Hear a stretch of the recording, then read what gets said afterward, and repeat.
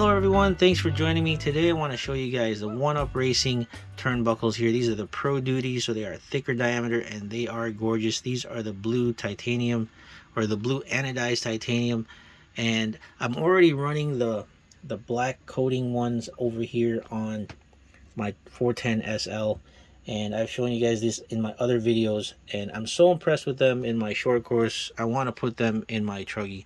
And what I really like to combo with these are the associated rod ends right here. And here's the pack, here's the part number. You get a whole pack right here.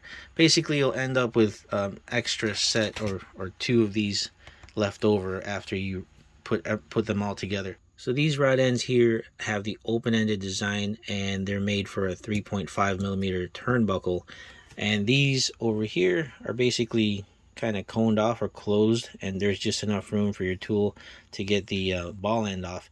But these are made for 3 millimeter turnbuckles, so I guess that's where they get the Pro Duty name from. And all I know is that right there, this combo works, so I'm going to put it on my ET410.2 and hopefully end the ball cup popping off problem. And right now I already have some titanium turnbuckles on here. I'm not sure where I got these or what brand they are, but they are the kind, I'll show you right there, with the little line.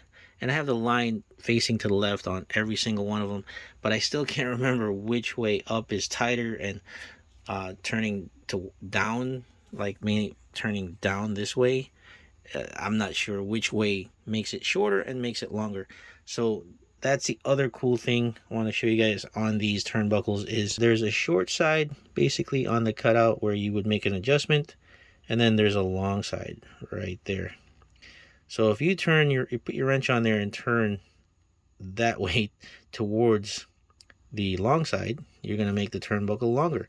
And you turn it towards the short side and it's gonna make it shorter, and it's just super simple. So one quick thing I want to share with you guys before I get these installed is, as you know, the 410SL and the ET410.2 have the same arms, front and rear.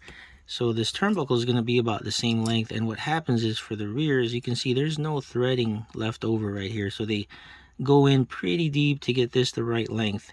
And I want to show you here on this example, I have a piece of tape here marked on the actual bit there, and that's how far in it goes into this rod end. So as you can see, once this turnbuckle is installed, the thread ends right about here, and it leaves this portion, which we'll call the collar, going over onto this diameter portion of the turnbuckle, and it's thicker than the actual threaded part. So if you drill out your rod end with the correct drill bit, this portion, if you thread all the way in, will start binding when you're trying to make adjustments. And what I did was I got a thicker drill bit here. This is, when I measured this with the caliper, it's 3.8 millimeters, and I marked a certain portion here so it wouldn't go too deep, and it accommodates for that extra thickness of this diameter over here and will not bind when you're trying to make adjustments.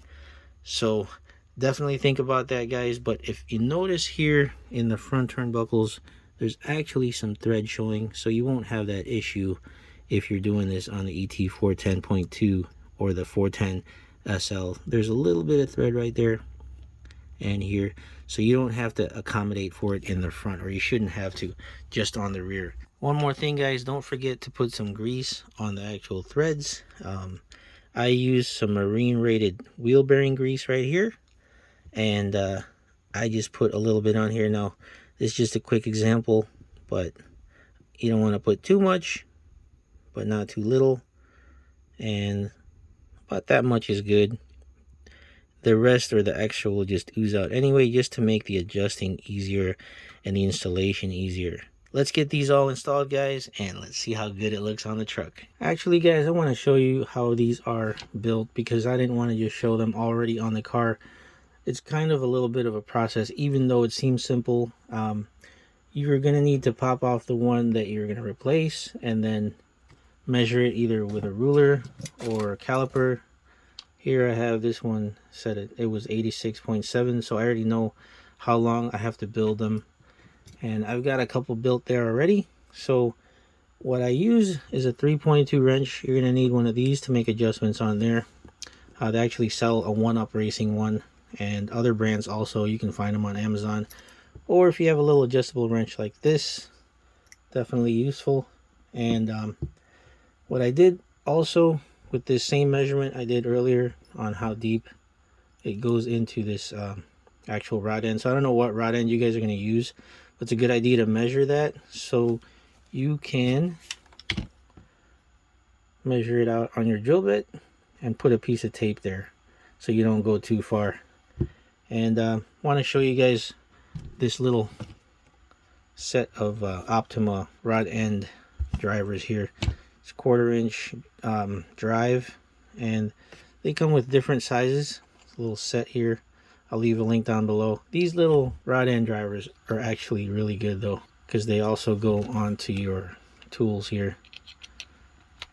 It's your power driver right there. So those are the things you'll need. Also wanted to show you guys the difference between the stock turnbuckle here and the Pro Duty size. You can see the 3mm versus the 3.5mm. Definitely more heavy duty. So let's go through the process, guys. As you can see, a little bit of grease ready to go, and I just spread that onto the threads there, and I just spread it out a little bit. Get plenty on there because the rest is going to actually ooze out anyway. So from here I grab the rod end here. Want to show you guys how I drill it out. You could use little pliers to hold this, but I don't want to mar anything, so I'm just going to hold it with either my fingers or that thing comes in handy. But I'm just going to drill it out here.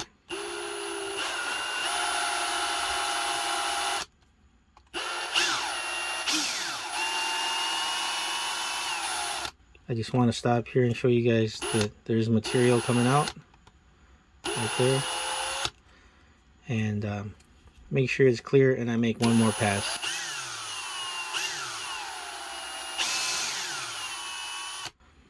There you go. Make sure it's clear, and I'll get that greased turnbuckle here, and oh, actually got some of that material. You don't want that going in there. This is the fun stuff of doing stuff on camera, guys. It's never as easy as without the camera. So there we go. I just start threading it on nice and slow, and what you do is you turn the whole thing in your hand and make sure you're going in there straight. And I just keep going a little bit more till I can't turn it anymore by hand. Make sure it's straight. And I pop it onto the wrench here, and I could either just do it by hand with this tool, and I pretty much know I have to go all the way till the threads are almost gone, or I can pop it on my electric screwdriver here, which is a whole lot easier. Just go nice and slow.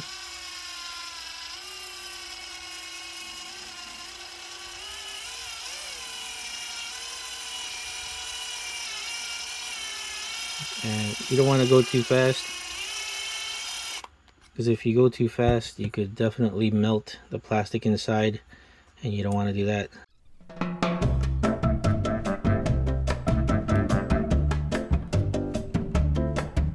And there it is, guys. I've got a few built.